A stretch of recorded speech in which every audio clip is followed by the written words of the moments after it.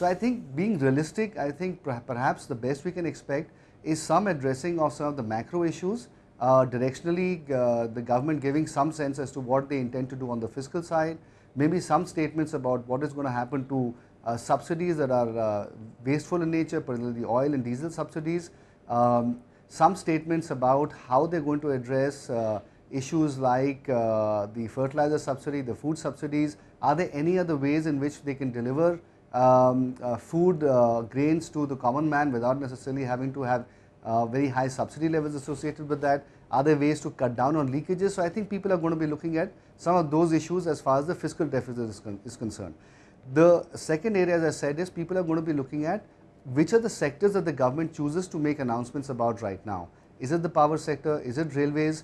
And behind that, what is the articulation around fundamental issues like the role of government, the role of the private sector?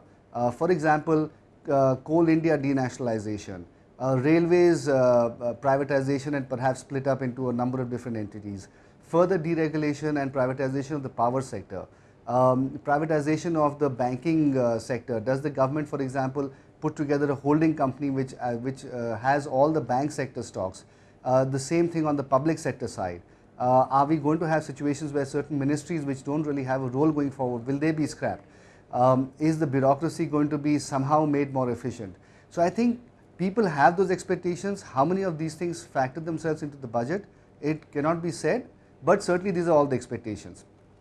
In terms of our specific sector, as far as renewable energy is concerned, certainly we expect there to be a big push. There's a lot of talk. I think Mr. Modi has certainly in Gujarat made clean energy as one of his big planks of development, and so our expectation is that even wind and solar will get a fairly significant push in the new budget going forward. Now, what are the ways in which it can basically be done? There are 2 or 3 very simple ways actually. One is that today we have a coal cess of 50 rupees per ton that is currently managed by the Ministry of Finance.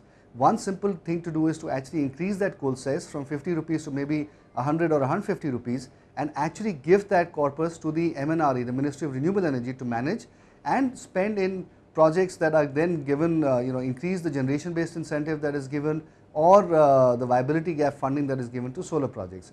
So I think that is one simple way that it can be used. The second way in which that corpus can be used is actually to allow nodal agencies like IREDA to lend at lower prices, because today cost of capital is extremely high, and for renewable energy companies, given that they are capital intensive, that ends up being a much bigger penalty than it is for most other sectors. So interest subvention could also be a very important way in which this can be addressed.